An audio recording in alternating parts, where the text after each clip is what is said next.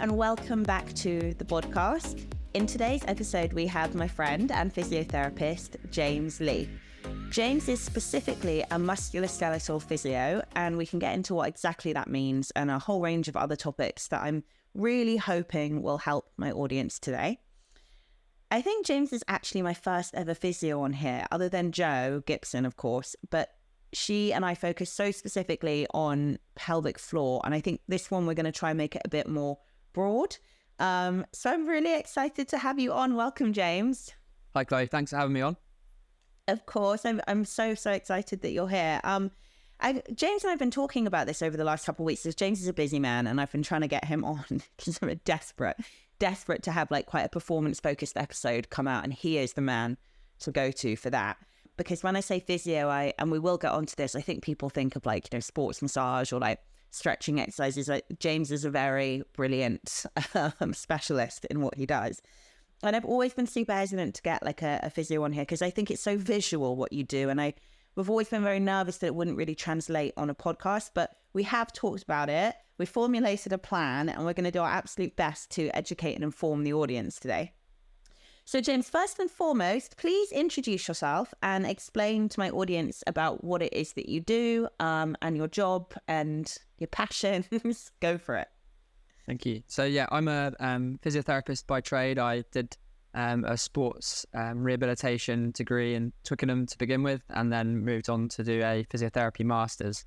And since graduating, I've worked in the NHS, have worked in private practice, have worked with sports teams at the Commonwealth Games, and now solely work as a physiotherapist in private practice in Parsons Green at Beyond Health, which is where Chloe and I met.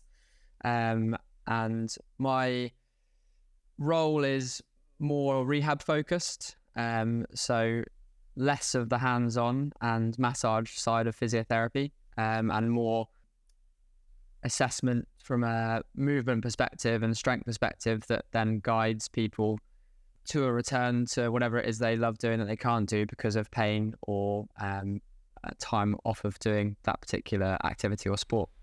We're going to get onto James and my kind of history together and how that could be applicable to people listening that are going through completely different things. But kind of while we're just staying on the role of a physiotherapist, I mean, I get asked every day of my life by my clients, and every time I do a Q&A on Instagram, can you please help me? I've got a torn rotator cuff, or can you please help me? I've done something to my knee. I've broke my ankle at a wedding last year and I'm still having really bad range of motion problems in the gym. And I always feel a bit guilty and like a bit of a cop-out being like, no, I can't help you. I'm a personal trainer. I am not a physiotherapist. You need to go and get assessed. So James, you're the perfect person for me to get some backup here.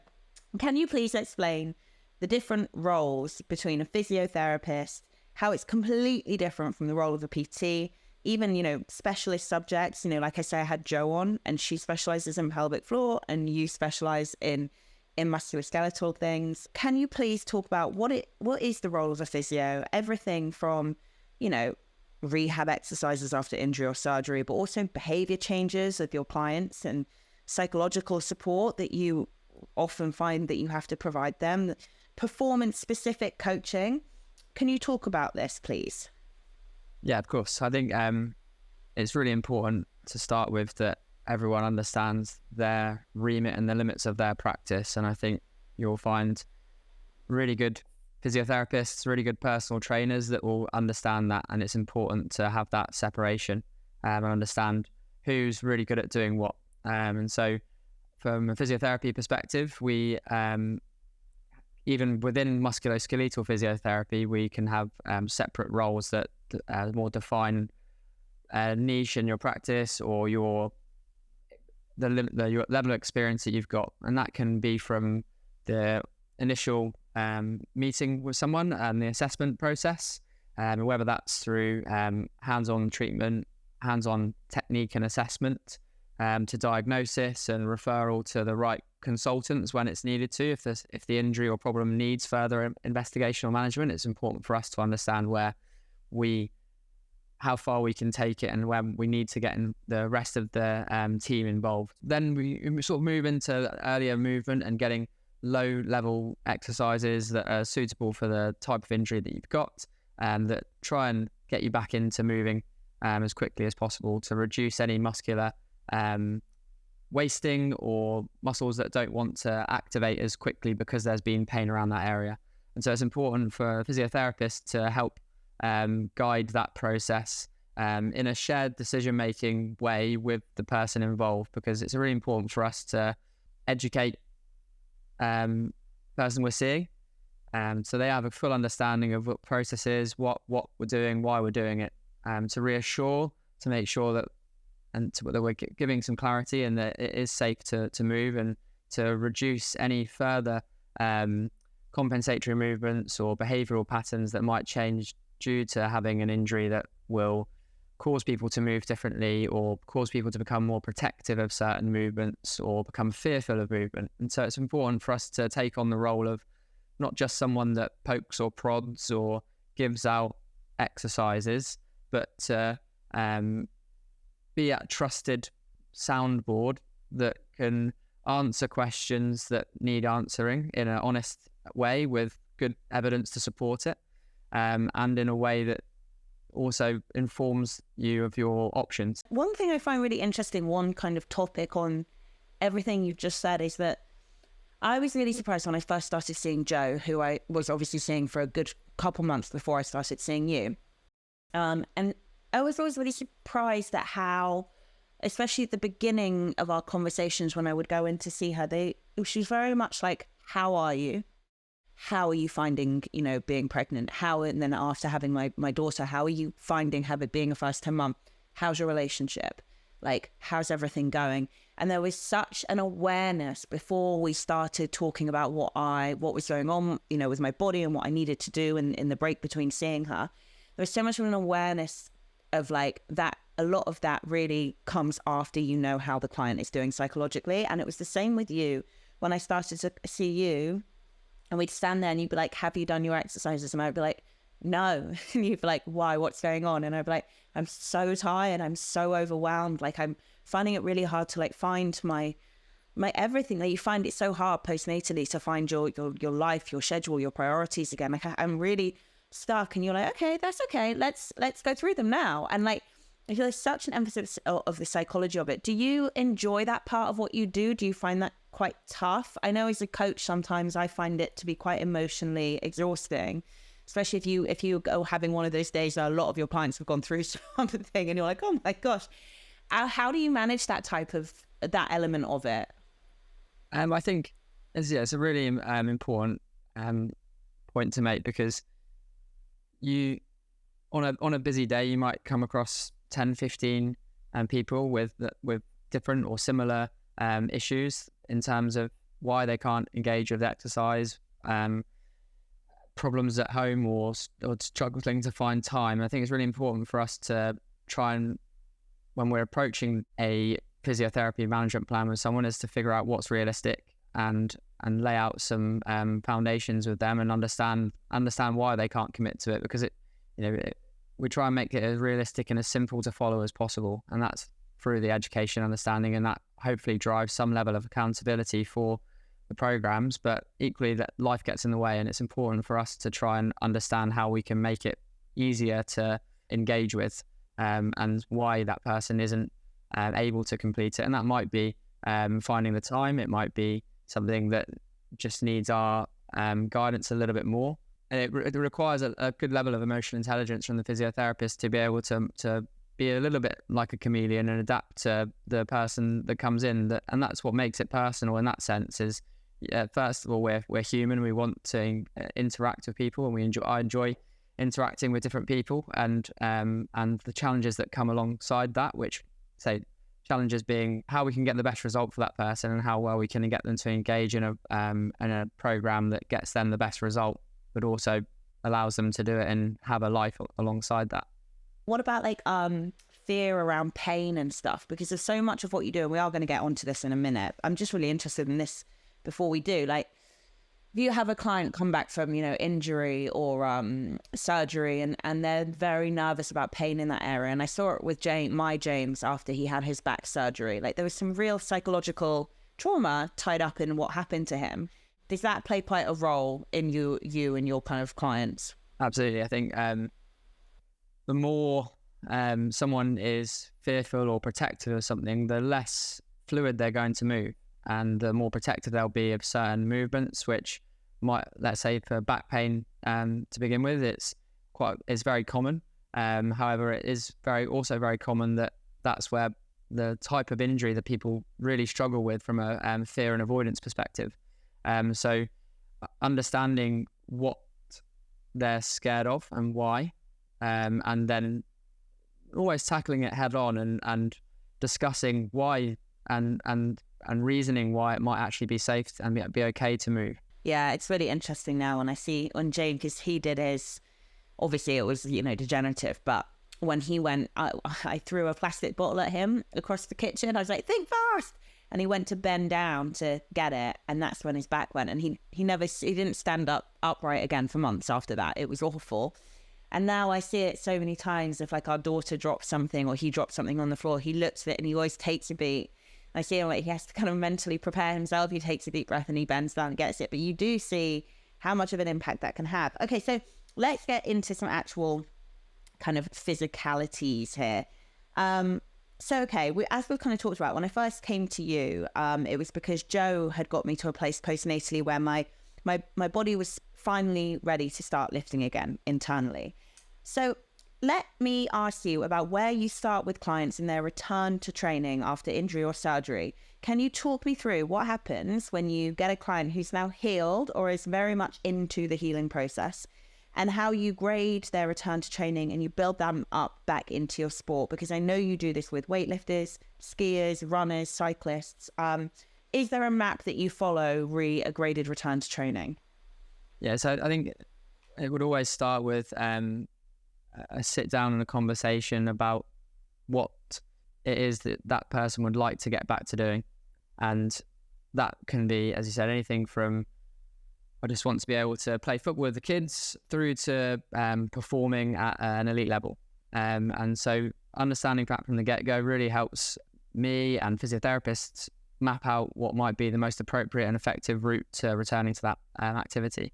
What we'll find is a lot of people will focus on the things that they can't do and get really, really wound up about that. So it's really important for us to have a conversation of focusing more on the positive side of it and what you can do, keeping people exercising, getting them better conditioned and fitter so that when they do come to being able to engage with the level of exercise that they want to, it's not a complete shock to the body, and that we gradually are able to expose you and the injured area towards the demands of the activity or training type that you want to engage with. Yeah. This is what was so interesting. That I think when we started, I was instructed to only really lift, a similar weight to my baby at that time. So I don't know, 6 to 8 kgs or whatever. And then after Joe's assessment, Joe would determine, it was very funny, having Joe assess me while I lifted weights was quite a life-changing experience. But she would assess me and she'd be like, okay, you can go up to this weight, and then no, and then we stop. And how constantly going back to James, and I was like a ping pong ball between the two of them, going back and forth to get me. And, I think a lot of people might be like, oh, that's all well and good, but that's my job. Like I had to figure out how to get back to training and how to, and if I was going to do that, and if I was going to spend the time and the money to do that, I had to figure out if I could actually make it worth my while in a much bigger picture, in a much more longer term sense. And that, I think, is really where James came to the fore. And I mean, I remember I said to you, I need to be retaught how to engage my core and my pelvic floor and my lifts, yes, but I also have like quite long-standing form issues that really need correcting at this point, like my deadlifts. I've always struggled with my hips coming up first in my deadlifts, which is wrong. I have, some weaker areas of my lower body specifically that I really need to work on, like my glutes. I've always really struggled with. Can you start me as a blank canvas and teach me good form and correct muscular engagements like I'm a total newbie? And you did, and it vastly improved my lifting and my coaching as well. What would you say are some of the main form issues that you see in weightlifters specifically, and what lifts come with the biggest threats because of that regarding injury? It's a really good question. There's a lot of arguments on both sides of the coin for form and technique. We know that for the most part, people that are untrained that haven't lifted heavy weights for a long period or have experience in it or have been taught, perhaps might be more susceptible to injury because of improper technique. However, the literature supports that actually, so let's say for a deadlift, lifting with a flex spine may not actually be something that reduces the risk of injury. So actually lifting with a flex spine can be safe if it's conditioned. However, the caveat to that is if you're untrained and you haven't lifted with a flex spine, then actually it's probably safer if you're doing a compound lift, and probably more the benefit to performance to lift heavier and to get a better and stronger position to lift with a more stable position. And I think it comes down to, often it will come down from people trying to go too heavy too soon and into movements where they might not have the foundational strength or capacity to tolerate more bigger compound lifts. And looking at, so that would look at spine position, head and neck position will be the common ones, foot positioning. Again, I guess the common misunderstanding or misconception is that you need to have your feet hip width apart, pointing straight forwards. That would be quite a common one. Like show me a squat, and people sort of go straight to hip width and feet pointing forwards, but they can't get very low. And so there's some modifications that we can make that are safe and effective to allow people to open up hips or ankle and allow for more movement happening at those joints.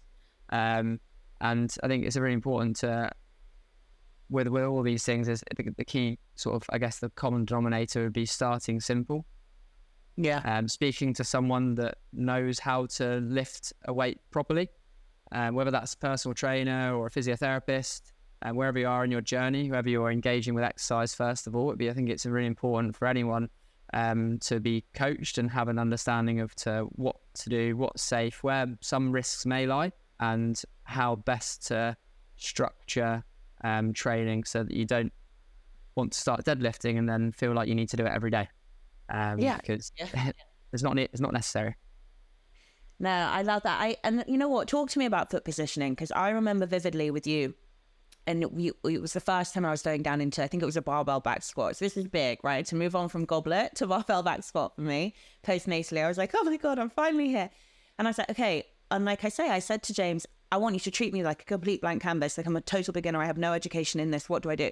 And I looked at him and I was like, okay, foot positioning. And he was like, I don't care as long as they're matched. And I was like, really? Like you don't need hip width. You don't need wide stance. Toes pointed out, toes pointed. He was like, I don't care as long as they're matched. So talk to me about foot positioning and lifts, what maybe the misconceptions are, and what as a physio, and biomechanically you just want to see. So I remember, was it your right foot or your left foot that was always out? Yeah, I turn out to one side and the other foot was dead straight. Yeah, and it has something to do because I have bursitis in my right knee, and I don't know what it is. It's not conscious. It's completely unconscious. Yeah. Because of that, my other foot just goes. I think with sport, we see asymmetries all the time, and that's something that we can't completely say is a bad problem. I think there's asymmetries in sport and activity, and that's what makes people good at what they do. But I think symmetry in lifting and especially if you're doing a progressively heavier lift gives you more stability, and it will allow you to perform that lift with better control and to produce more force in a more advantageous position. So I'd always look from the ground up at foot positioning and perhaps start with no shoes on, and look at how much contact people are getting through their whole foot, or where they're getting contact on their feet when they are doing specific lifts. So it might be common for people to lose contact underneath their big toe, or whilst they're squatting, or their toes come off the ground when they're squatting, or some people even squat with their heels lifted. First time they ever squatted, show me a squat and it's straight down, heels off the ground. So it's getting a more stable position. I'll use the terminology of a tripod. So you have the base of your big toe, the base of your little toe, and your heel. That if you imagine any tripod gives you stability from the ground up, and it's something that then I sort of progress through to into running. That can, for people that are runners, will sort of try and encourage a tripod landing on the middle part of their foot to give them that stable landing and to push off from. So it sort of denounce stability having that tripod position, and that tripod position might for some people be better felt with feet pointing straight forwards, with feet slightly turned out. So I think it's important to be flexible because everyone is different. We're not all robots. Everyone has different preferences and different areas of mobility or lack of mobility, whether it's from injury history of ankle sprains or tightness in hips that might limit the depth of a squat or the sort of fluidity of a squat. And so it's important to start and with the blank canvas, as you say, and see how people move without any changes and what the knock-on effect of foot positioning has initially, or whether that might be, okay, for you, I think it'd be better just to stay at this depth of movement. And because as you go lower, you start to lose control at this level, or you start to lose contact through your foot. So that's giving you stability, because stability and control, if it's not happening at the ground, is going to be required somewhere else. And that's going to cause different areas to work a lot harder than they have to, which those muscle groups at that stage early on, again, if the load's low enough, it might not cause problems. But long term, if there's more of a compensation further up and the capacity of the muscle further up the chain is weaker, let's say around the pelvis or around the core, that might lead to lower back pain or issues with being able to perform a squat to the best of your ability. I love that you went to the tripod because I was going to I wrote that down next after foot positioning. Just one more thing I wanted to pull out of the last couple of things you said. Talk to me about a neutral spine. Why is it important? In what lifts is it most important? And any kind of audio tips on how people can maybe, even if they're just sat down listening right now, feel what a neutral spine feels like, and what lifts it's really important that they adopt that position.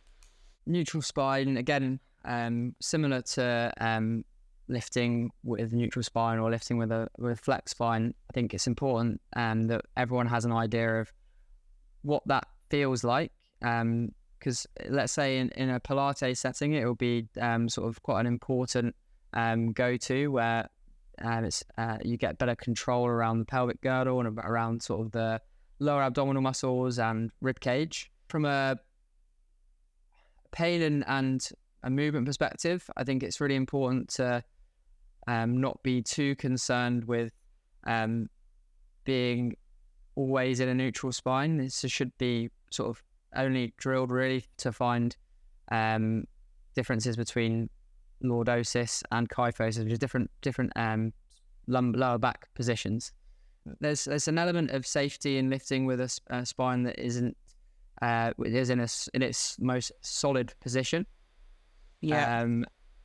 However, I think the literature would suggest that actually it's safe to lift in and out of those positions, and we shouldn't be too focused all the time on being always in a neutral spine. It's a topic that's getting a lot of air at the moment. I think it's important for us not to demonize not being in a neutral spine, but also to understand for people that it's really important to have that body awareness and control of what might be the most advantageous position to keep you comfortable, to keep your form in the strongest position, and to improve your performance in squat type movements or deadlifts. And that can be driven by low level mat based work all the way through progress to finding it in unusual spine in different lifting positions. I've been trying to focus more on a hip hinge in a squat than knee flexion recently. And what I found happening was that lower spine curvature. I am slightly lordotic anyway, but I think I don't know, because I used to dance, and I think it was quite self-taught. I don't know if it was like an actual skeletal issue, or if it's just something that I got into the habit of doing, like people that round their shoulders when they sit. Anyway, and I noticed that trying to break at the hips first and turn the squat more into a predominant hip hinge than a knee flexion movement, my lower spine started to really take that. And I was like, oh no, I can't. This isn't working for me. And unless I go in and see James, and full disclosure, I haven't been in to see James in months, and I need to, because if I want to start changing the dynamics of a lift that I'm doing, I need someone to watch me and help me do that, because I just immediately, I would say after one session, my lower back was absolutely like, nah, don't know what you were doing there, mate. Don't do that again. So yeah. Yeah, exactly. I think as everyone's built differently, I think if we're looking at a deeper level in terms of like femur length and like biomechanics and how people move, everyone moves differently. And so when you put a load in a different position, whether that's in on a trap bar or on your back or in front of you in a deadlift on a barbell, that the movement in your body and the movement you experience will be different between every person that we see and we coach. So if we try and change everyone to fit the same model, we'll end up forcing movement that might not want to happen or might not be available to that person, and loading areas that might not necessarily need or want to be loaded for that person as well. So it's really important that it is a very individual approach, and you take into consideration how people move and their injury history. And again, I think probably linking it back to what that person wants to achieve. Is it that they just want to squat comfortably and healthily and not fussed about lifting really heavy, or is it that they want to hit a new PBs, and we have to find the most stable controlled position that allow people to do that. Some people obviously might just, let's say for ankle or hip reasons, might not be too comfortable with going really low. So we focus on, okay, you squat above 90 degrees, but you can, within the parameters of that, you can go progressively as heavy as you want. But just to this point, that's what's going to keep you more comfortable. I love all those points. The subjectivity, I think, is so often overlooked. And yet you have your archetypal or like textbook form, but you're right, everybody's biomechanics are different. The way somebody feels comfortable, or again, like we talked about, post-injury or surgery or anything, sometimes people have to move differently to optimize that movement. And, obviously there's bad form. You can't deny shit form. You see it. We are different. And there is, I agree with different. I've seen 100 different women, clients of mine, do a good squat with completely different form, all of them. And I've also seen really bad form that there's just no talking your way out of. But okay, right. Let me move on to like a more big picture. What are some other training errors that you commonly see? For example, like a rushed return to training post-injury or surgery, or suboptimal recovery in a training program, poor nutrition to support the physique goal. Kind of what are the big client downfalls or gaps in the knowledge that you have to try and mend? So the majority of what we'll see might be the sort of too much too soon, or too much without having a good base. So for instance, marathon runners that might know that or want to have a certain volume of running under their belt, so amount of miles or kilometers that they run each week, they might want it to be at 70 or 80 kilometers a week, and they'll start at 0 and they'll build up to 70 too quickly. So it's really important that we make small, meaningful, graded progressions week on week over time to ensure that there's no big shocks to the body.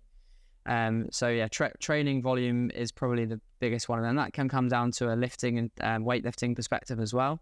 That can be too heavy too often, or the structure of that training program might be something that programs the same movements either every day or too many times a week, where actually there's less benefit to doing it like that. And so it's really important for us to sort of almost reverse engineer that when we first see someone and say, that what are you doing? What's the goal? And what have you been doing? And let's meet somewhere in the middle and give you the most informed understanding of what might be the most applicable, realistic, and performance-focused goal that you can have that will allow you to still achieve your goal, but perhaps do it in a way that reduces the risk of these big spikes in your training that might cause injury, soreness, and furthermore, a lack of ability to engage with your program long term. That's probably, that'll be part one.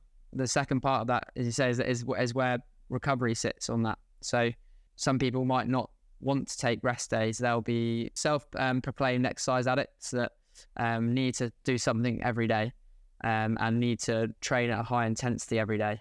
So those different variables, the intensity, the volume, and not taking rest or not varying the intensity. So from running or triathlon or cycling perspective, most athletes will spend the majority of their time in around 80% of their time in really low heart rate zones and low effort. And 20% of their training week might be used to work on speed work or higher intensity power sessions. But that's in the sort of big, bold preparation phase. And then when you start to get towards a race state, you might become more and more specific. You might start to sharpen the axe a little bit by running faster, keeping the volume the same, but only for a short period of time before you start to taper off before an event. And so from a training perspective, you'd have periodization where you'd spend 6 weeks doing lighter weight, slower time under tension, more hypertrophy type work, and then followed that by 6 to 8 weeks of a strength focus or power focus, and giving your body a natural rest from things that might exhaust it or might, if you do for too long, might cumulatively build to add more and more fatigue. Just allows your body to have over time a natural rest period. And that might be something that's every 4th or 5th week you have a deload or reduced volume week, or it might be that change in muscle targeting from hypertrophy to strength might be enough to reduce some of that more demanding and exhausting muscle fatigue from that type of exercise. It's really interesting, the tapering. So I was going to say, so you actively, especially with performance athletes, you actively program deload weeks, and of course, if it's coming close to competition date, then obviously then there needs to be a period of, and it needs to be considered before they compete, of rest and recovery. What is your kind of optimal split kind of progressive overload and deload? I guess it again depends on the individual, and if it's someone that's well trained and has experience, they'll know exactly what works for them. So it's important to tap into their own understanding of what works best for them. Listen to what they've done in the past. I was listening to your podcast on condition, sort of body transformation, and I think it's really important. Oh, with Paul, yeah. So looking at what the particular athlete or person that's training, what their experiences are, what's worked for them in the past, taking that to account, and then sort of find in a shared decision making between you and the athlete, finding out what you think is going to be best suited for them to allow them to recover well and to allow them to engage with the sort of but most progressive program that sees them get stronger or build muscle size and mass depending on what the target is for that period. I think the majority of the literature would support a minimum of around 6 to 8 weeks as being effective in building muscle size or strength. So I think around a 6 to 8 week period would be effective enough. And I think in a normal population outside of elite sport, I think it's really important to take into consideration life, and holidays come around, we're working full time. So it's really important to take those things into consideration, where it might be counterintuitive to try and maintain a really solid structure, of training for 8 weeks on the bounce. I think, if you've got kids, or if you've got a busy work, which involves travel, or if you're going on holiday, or things like Christmas and things that come in the way, it's really important to factor those in and be flexible and allow people to go, actually, do you know what? It's all right if you take a week off, or if you only go to the gym twice this week, that's not going to impact the long-term benefits of your training program. Yeah, it's such a good point. You have to ask the client about these kinds of things. I had a client recently who, she's a physique client, and she wants to do a big photo shoot in January. And I was like, okay, and we do have enough time between now and then, but how are you going to feel dieting over Christmas? And she was like, I grew up in India. I don't give a shit about Christmas. I was like, right, then we're good to go. Most of my clients would be like, oh, I don't know. I think it'll be okay. And I'm like, probably not the best timing. And you do need to think about it. And then you get those, me and Paul talked about this on his podcast. Then you get these like, no, I don't give a fuck, like coachable athletes, and that's why they're the outliers. That's why they tend to be competitive at very high levels, because they're like, no, if I dig in, and that's fine. And they're always the easiest to coach. But you've got to understand like the gem pop, and you've got to understand every client. You have to meet them where they are. I have a couple more things before I ask you kind of my last question. Just things that I know that from, years of coaching experience, my clients will want me to ask you something. And I struggled with this until I started seeing you, that a lot of my clients kind of self-diagnose is they say like, oh, I'm quad dominant, and I really want to start targeting my glutes more. What do you tend to find is like the common problem in that vein, and how do you help people kind of target more gluteal engagement over quad engagement? I think the first thing to consider is understanding why people think they're quad dominant and what might be driving their thoughts on that. Is that that they generally have more muscle bulk in the quads, and they are a big muscle group. Females tend to be, not always the case, but tend to be more quad dominant naturally anyway. And so it's really important to take that into consideration, but not be too concerned by it. I think training programs that involve a rounded and structured approach to challenging all muscle groups should, in theory, allow you to utilize muscle groups that aren't just quads. And there'll be positions in certain movements that'll be advantageous to loading different muscle groups more. There'll be some movements that, depending on the angle of your knee and the position that you're in, will preference quads versus glutes. And so it's important to understand how to change a movement to target different muscle groups. But a well-structured, rounded training program should include exercises that get you to extend your hips and focus on the posterior chain. And that sometimes people will go, I just continue to feel it in my quads, whatever I do, even in this exercise that is trying to isolate glutes, I still feel it in my quads. And so there may be an element of preference on the stronger muscle groups there that people would tend to rely on. There's no reason why, with the right coaching or the right sort of position that you put in, you can't target posterior chain more. It's something that, if you think about an exercise, like let's think about a step up or a split squat, you're going from a hip flex position to a hip extended position, and that you can't get there without using your glutes. So that they are working, and some of those big compound movements, they just won't feel like they fatigue or are as isolated as something like a hip thrust or a single leg bridge, because you're working that muscle on its own. And for sport and for exercise, our muscles work in pairs and they co-contract, and it's important for us to get them working in unison together rather than in isolation. It's important to do both, but glutes aren't completely off when you're doing all exercise. It just might be that they won't fatigue as much because they're a bigger muscle group that might be able to tolerate a bit more.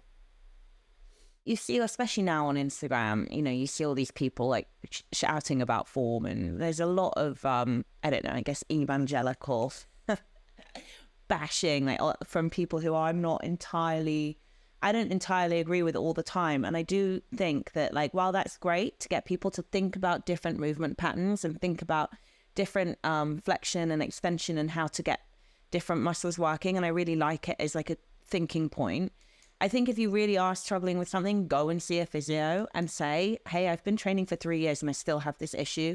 And just having someone step back who can look at your body literally like it is a textbook of physiology and be like, oh, okay, try do this instead. Oh, that didn't work? Okay, well, instead, try do this. And then while you do that, also try do that.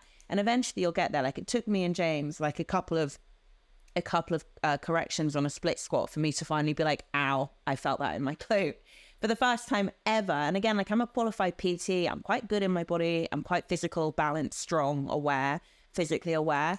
But it took him, and it took like a good 20 minutes of work for him to be like, to make it happen for me.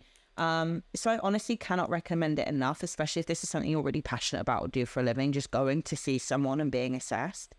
So the last question that I have for you is a bit of a random red herring, but a couple of weeks ago, I had a client of mine who's gotten really into cycling, and now she wants to get quite competitive. So I've kind of referred her to someone else because this is not my remit. And I also sent her a post that you did recently. I think it was a couple months ago.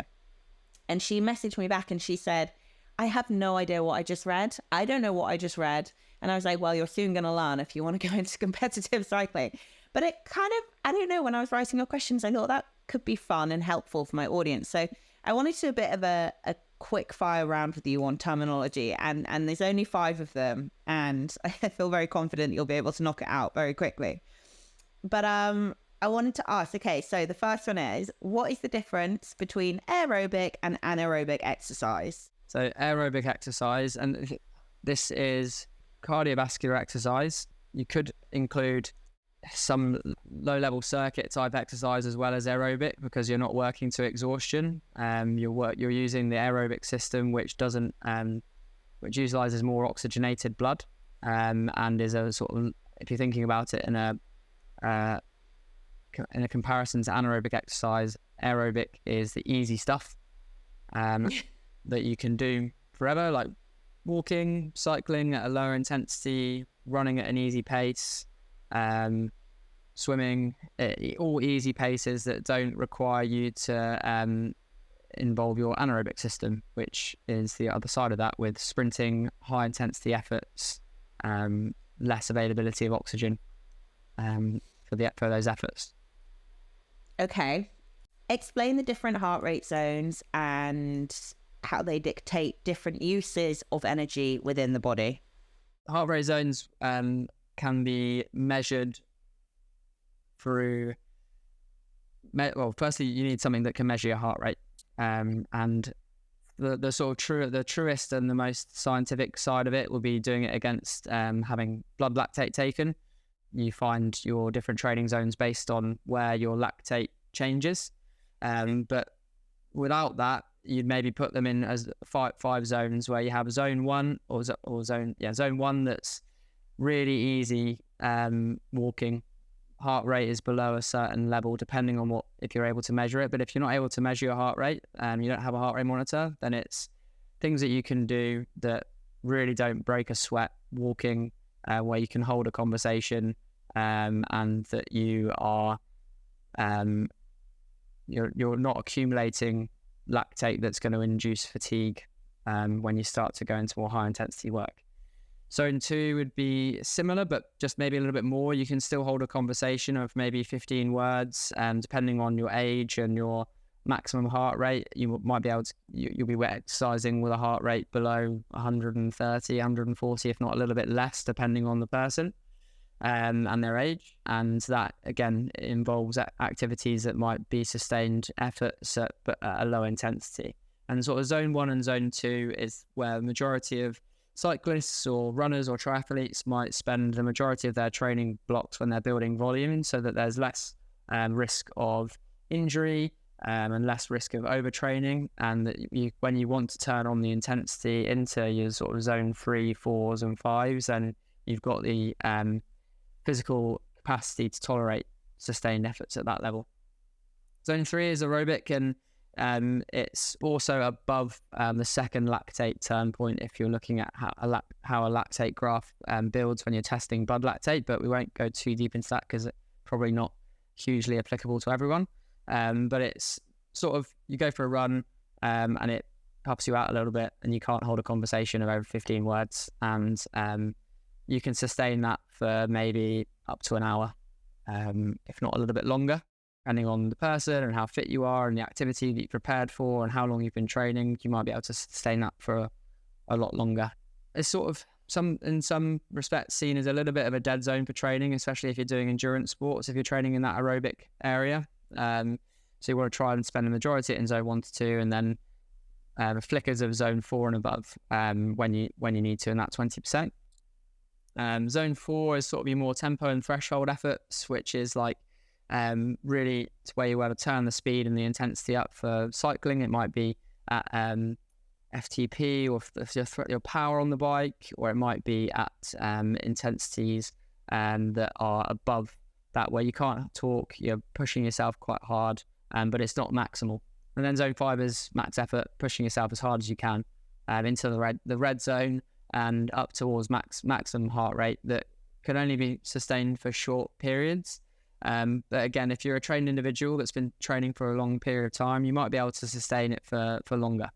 It's important to note that you don't want to spend all your time in that high heart rate zone. And if your heart rate zone is always high for what's perceived as an easy run, then or an easy bike ride, it's really important to take it easier and train your heart in that lower zone work. So that might be spinning your legs a bit slower, putting less resistance on the bike, doing less hills, or when with running, it might be doing things like run walk, where you're training your heart and you're not letting your heart rate go over a certain rate, or you're not pushing yourself into a area where you can't hold a conversation, or you're doing too much, because sweat is a poor metric for performance.